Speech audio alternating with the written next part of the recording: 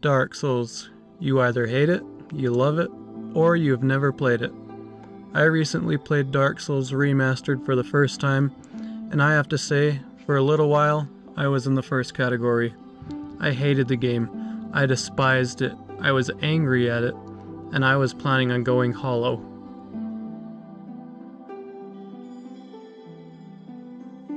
Now, I'm usually of the opinion that games are best played blind, but not this game. I would highly recommend you learn about the game before you jump into it, whether that be through a friend who has played it, any tutorials you find on YouTube, or a Wikipedia guide. You will most likely enjoy the game a lot more. That being said, if you do want a blind experience, click off of this video. There will be spoilers ahead.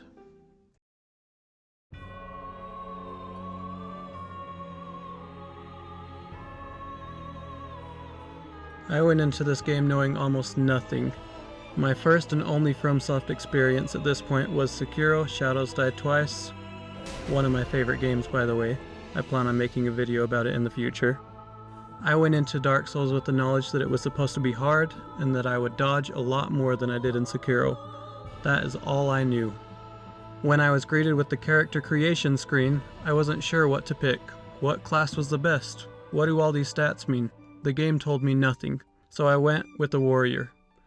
For the starter gift, I was initially going to pick none, but I ended up picking Goddess's Blessing, which I don't think I even used.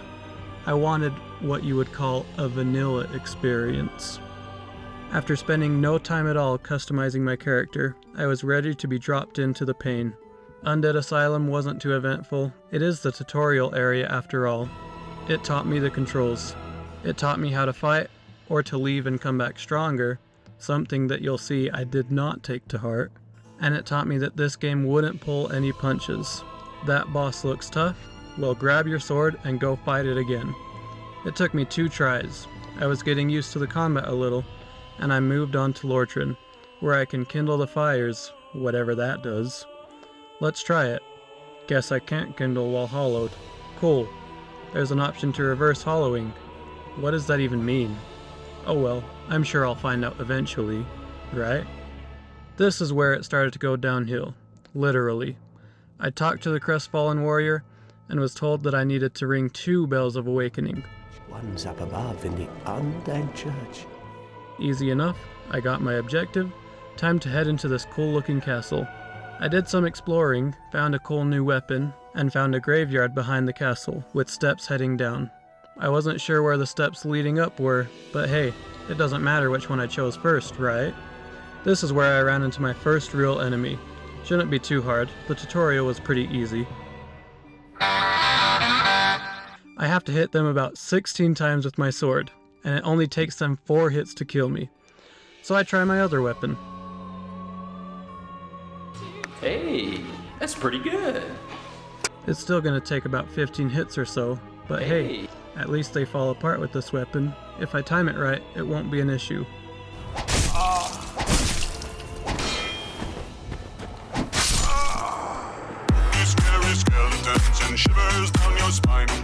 I realized that these were taking too long, and I ran past the graveyard into the catacombs. Less skeletons here, but these ones came back alive after I killed them. I've heard Dark Souls was hard, but this was just ridiculous. I did manage to make it to the next bonfire, and I killed the necromancer guarding it, which made the nearby skeletons stop respawning. I figured now I can make it work if I just aggroed 1 skeleton at a time. I kept pressing forward, determined that Dark Souls wouldn't beat me so easily. I pushed further, and skeletons were respawning again. An hour into the game, and I was broken. I didn't want to go on, but I didn't want to give up either. So I turned to Google. I didn't look up anything major, just one phrase.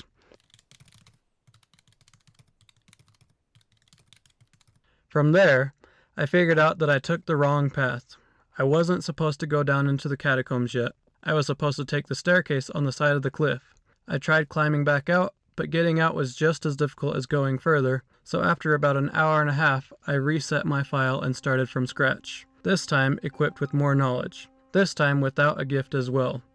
It only took 10 minutes to get back to Lordran, but this time I took the correct path. The enemies I fought were much more reasonable now. I was starting to enjoy the game a little. I fought the Taurus demon, took me a couple of tries, but that's Dark Souls for you. I encountered the first shortcut, leading back to a bonfire. This world was starting to feel a little more connected.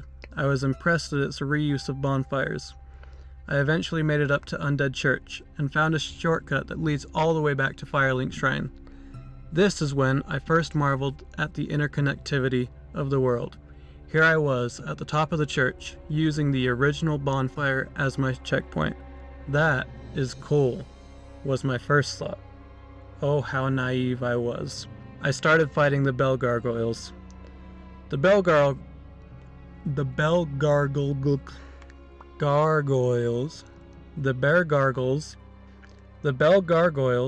are the point in the game where Dark Souls, if you are not prepared and don't know what you're doing, will kick you while you're down. The bell gargoyles are the thing that finally broke me. Fighting one, I don't think would have been much of an issue. But then they throw a second one at you, mid-fight. Not cool. Maybe it was cool, actually. No, at the time, not cool. I did not like it. And this is where we need to talk about boss runbacks. Boss runbacks are one of the reasons people dislike Dark Souls, and the current runback was a pain. A runback refers to the path back to the boss arena from the last save point. From the bonfire to the boss arena took me 2 to 3 minutes. If I were to attempt the boss 10 times, that would be an extra 20 to 30 minutes spent on the runback alone. I did not attempt the boss 10 times. This boss took me more than 2 hours, and none of the attempts were even close. It was way past my bedtime, and I wanted to beat this stupid boss. I knew there had to be something to make it easier, so I googled what humanity does, and what being hollow even means. And that's when I found out that Dark Souls has a multiplayer. I had seen other people's ghosts wandering, but never knew there was some way to interact with them. I saw a video of someone using a summoning sign, so I used some humanity in my bag, I reversed my hollow, I saw a summoning sign, and I knew that a 2v2 would be much more fair than a 2v1. I didn't even bother recording this fight.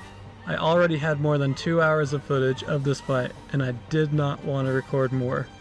I wish I did record it though, because what happened next left me shooketh. I walked into the boss arena, ready to fight these bell gargoyles, and the person I had summoned used some type of lightning attack. To this day, I still don't know what he used, but it did massive damage. It 4-shot the first gargoyle, and the second one went down seconds later. This boss that had taken me more than 2 hours had been beaten in a few seconds, and I didn't even help. My summon did all the work. I won, but at what cost? This victory wasn't mine. I rang the first bell, but that meant nothing. From there, I vowed that I would not use summons again. I wanted to learn how to do more damage. Clearly it was possible, and surely it wasn't just leveling up. That's when I found out about the blacksmith. Apparently, I was supposed to reach him before fighting the bell gargoyles. Guess I missed the turn. He could upgrade my weapons, significantly increasing my damage output. What a waste of time and effort. Oh well, I thought. Nothing to do about it now. With the first bell rang, I figured now I can head down through the catacombs. I reached the first skeleton and... finally, some decent damage. It only took 4 hits, plus my weapons made them fall apart. Time to head down and ring the second bell, this time with my own power. I went down a little ways, then I turned around. I had just remembered that somebody mentioned divine weapons. Apparently, a divine weapon would prevent skeletons from respawning, so I went to explore more of the undead burg, figuring maybe I'd missed one. I remembered a knight I hadn't killed, so I went back to kill it, now that I had damage. I eventually made my way to the Capra demon. The run back on this guy was no joke either, but it only took me a couple of tries to beat him, so it wasn't too big of a deal for me. Afterwards, no divine weapon in hand, I made my way to Rhea of Thorogood. She looked like she would know where I could find a divine weapon, but alas, nothing of the sort. So again, I turned to my good friend Google. Turns out, I don't even need a divine weapon, I just need to kill all the necromancers, which don't respawn when I rest. If the necromancers were dead, the skeletons wouldn't respond. Great, I thought, I had something to aim for. I googled where they were and how to get them. Going deeper and deeper, I eventually made it to Pinwheel. Easy boss, much easier than I was expecting. Basically a joke. Then I made my way to the Tomb of Giants. I think everyone can agree that this is the worst area of the game. You had no vision at all. You had to walk at a snail's pace in order to avoid running into too many enemies or running off a cliff. I accidentally attacked an NPC while swinging at a skeleton. Oops. I eventually found a skull lantern and a bonfire, and I was eager to fight the next boss. I enjoyed the bosses I fought so far, at least the ones that were 1 versus 1. I had been moving forward for hours. I was frustrated, I couldn't see anything, but I finally found the end. I made my way to the very bottom, thinking surely this is where the second Bell of Awakening is, and I hit a wall. Not a hard boss or anything, a literal wall. Who the heck is the Great Lord? Why is he sealing the entrance? Why isn't there fast travel? Do I really have to find my way back up through the Tomb of Giants? I didn't want to do this again, and this is where, for what I thought was permanently, I quit the game. I put the controller down, I shut off my system, and I decided it wasn't worth it. It wasn't enjoyable enough. Why was I even trying? Why didn't I quit when I fought the Bell Gargoyles? Would have saved myself hours and a lot of frustration. I didn't care that FromSoft made Sekiro. That game was great, this game was garbage. But FromSoft games have a way in which they stay with you, long after you play them.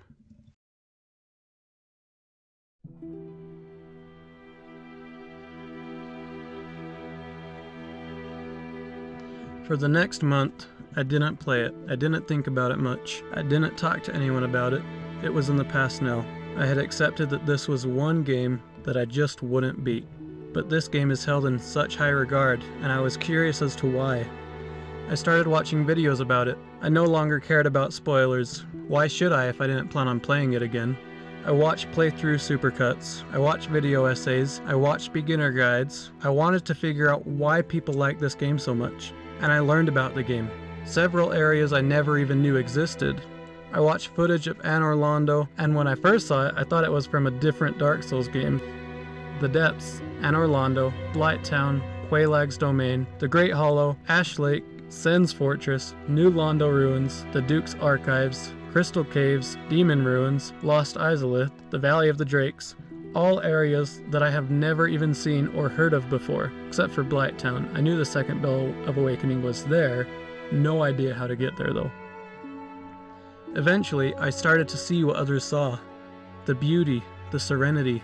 I fell in love with the song played at Firelink Shrine. It started to feel like home. It felt warm, calming, somehow nostalgic, even though I heard it for the first time 2 months ago. Now that I knew what the intended path forward was, I picked the controller back up. I wanted to finish the game. I wanted to beat some of these bosses, but this time I was armed with more knowledge than ever. I was also no longer afraid to Google anything and everything. What is the quickest route out of the Tomb of Giants? Just head to the Milky Way. How do I get to Quelaag's Domain? Turn right at the Big Dipper. Where do I go now? Third planet from the sun. The run back through Sen's Fortress is the worst. Oh, that's because there's a secret bonfire here that makes it much shorter. Look for my balloons. For the first time, I think I was actually enjoying the game. I wasn't just playing it to beat it. I wasn't just playing it because I didn't want to go hollow. I was playing it because I wanted to play it. I was playing it to have fun, which didn't happen much on my first attempt. I got to the end of Anor Londo, and I reached Ornstein and Smough. Just like the Bell Gargoyles before them, I was afraid that this 2v1 fight would break me. The run back was just as bad, another 2 to 3 minutes per attempt. I can't say I wasn't tempted to use a summon again. I was. It would even the odds. I even used a humanity to reverse my hollowing. Luckily there was no summoning sign in front of their door, but I beat them. I learned their moves, I learned my responses, and I beat that 1v2, and I was ecstatic. Ecstatic? Ecstatic? Ecstatic. I was ecstatic, and I unlocked fast travel. Why that wasn't always an option is beyond me. I moved forward. The walls didn't feel too good. Why did I write that? What walls? Oh, I remember why I wrote that.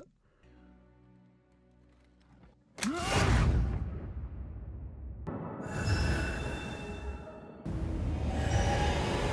it start? I don't feel so good. And I was in the endgame. I just needed to defeat Gravelord Nito, the Witch of Izalith, the 4 Kings of New Londo, and Seath the Scaleless.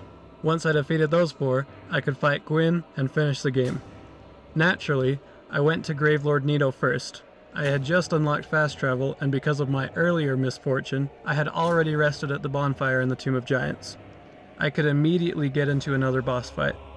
At this point, I had completely forgotten that divine weapons were a thing, so when I fought Nito, I relied on his AoE attacks to kill his skeleton brethren, so I could focus solely on him.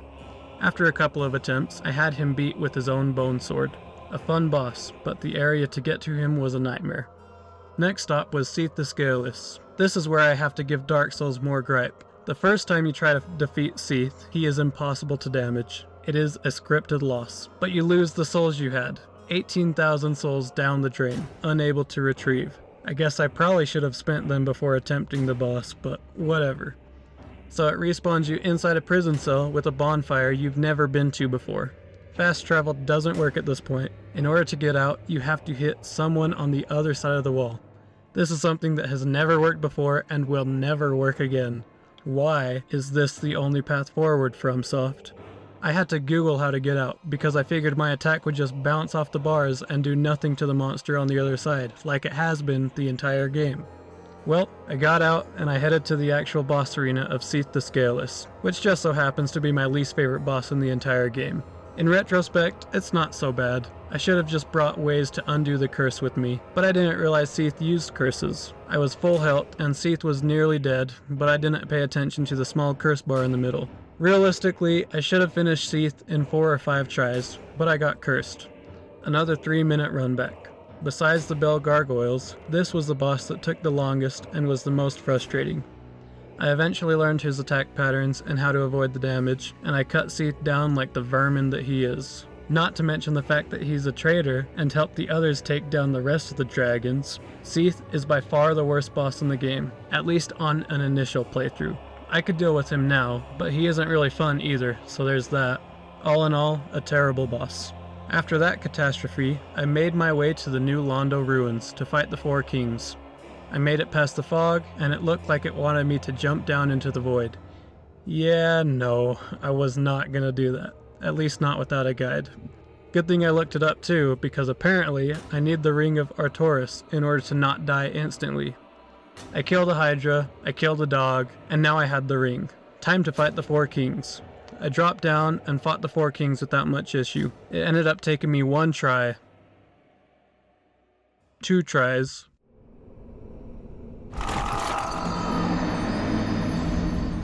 On the 3rd try, I beat him, and it was time to move on to the final of the 4 great souls that I needed. It was finally time to kill the Bed of Chaos in Lost Izalith. The path to Lost Izalith is pretty lazy. Ceaseless Discharge was actually pretty fun, and I didn't know about the insta-kill strategy. I killed him by dodging his attacks and hitting his limbs when I could. The rest looked goofy. A bunch of Taurus demons? He's just standing there, menacingly! Some Capra demons doing the same thing. The Demon Fire Sage is just stupid. The exact same as the tutorial boss, except now fire and a couple of extra abilities.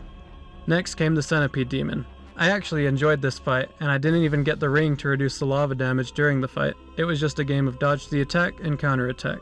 The final boss of this area is notorious for being one of the worst bosses in the game, and that is the Bed of Chaos. The floor falls from under you and a giant arm pushes you off the cliff. This boss has 3 phases, and luckily it saves your progress if you die.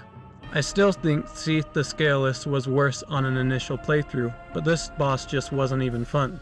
Such a shame. That's 2 for 4 of the Great Souls that had horrible bosses. But I had all the Great Souls. It was time to fight Gwyn, Lord of Cinder.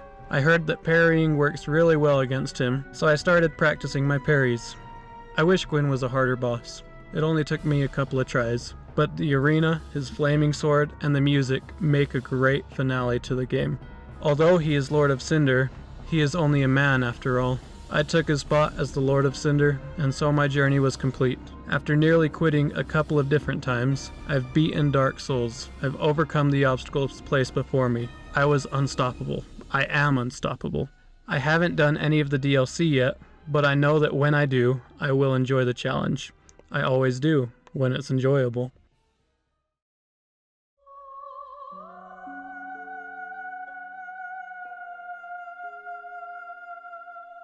Dark Souls has many flaws, and it's definitely not a perfect game. Lost Izalith is only half finished due to rush development.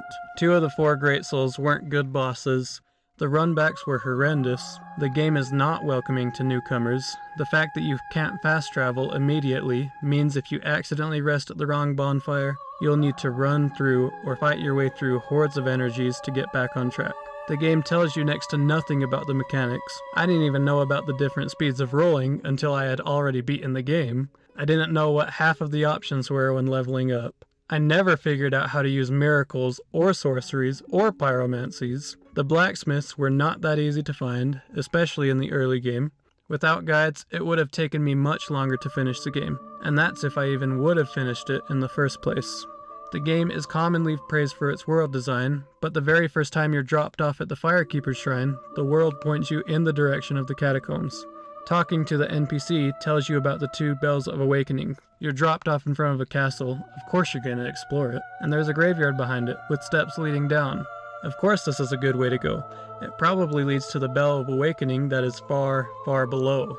Through its map design, Dark Souls immediately leads new players down the wrong path. One that, if a player can even make it that far, will eventually lead to a wall that you can't get past yet anyways. If the NPC didn't mention the second bell yet, or if the staircase leading to the correct path was easily found inside the castle, or if the path to the catacombs was difficult to find or needed a key to move forward, or, well, you get my point. There are many ways that this issue could be fixed.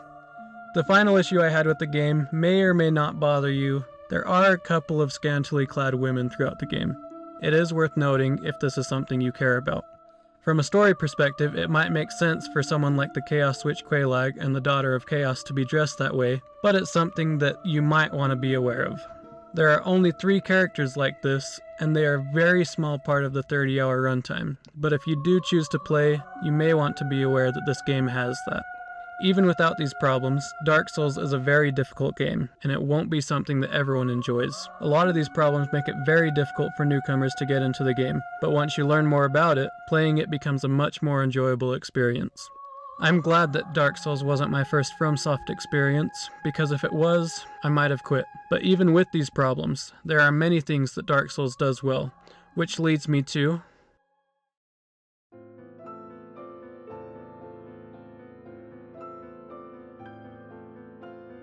Dark Souls is a difficult game, and it doesn't shy away from that. It doesn't coddle you, it doesn't hold your hand, it knows that you can beat it. It wants you to get good. You will die over and over and over.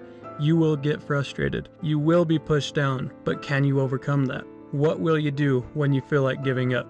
Will you beat the game, or will the game beat you? Humans are challenge driven by nature. The more difficult a challenge, the more satisfying it is to overcome. The more work you put into something, the more you get out of it. One area where Dark Souls shines is in its boss fights, most of them anyway. Each boss is a difficult but fair challenge, if you are properly equipped and if you are willing to learn it. Each boss has different strengths and weaknesses. Some bosses are amazing, some are dull and probably shouldn't have been in the game or should have been changed in some way. The final boss is a bit of a pushover, which may be underwhelming, but this is made up for in the arena, the music, and the story. Gwyn isn't as strong as he used to be. When he first fought the dragons, there was nothing that could stop him. But everything ends. The fire is fading. He lost his wife and his family.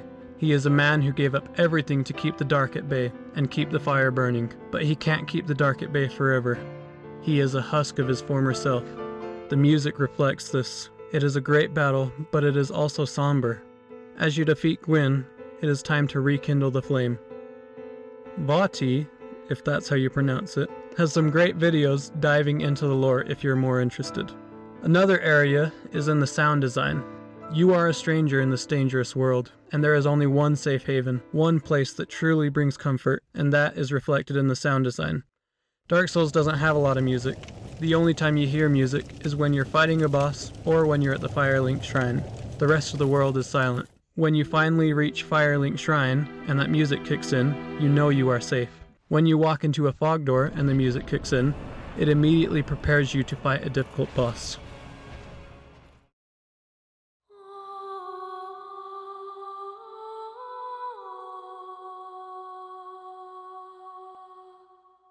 Dark Souls is a game with some of the highest highs and some of the lowest lows. I haven't beaten all the bosses yet, and I haven't done the DLC, although I hear the DLC has some of the best bosses, so I plan on fighting them sometime in the future. Once I found out where to go, what the mechanics were, and how to properly upgrade, I started to thoroughly enjoy my time with the game. It's not for everyone, but if you feel like you might enjoy a difficult game and can overlook some of its faults, it is a fun game about overcoming challenges. But if you do start it, use guides, use Google, use friends, or use whatever you think you might need to finish it. And whatever you do, don't you dare go hollow.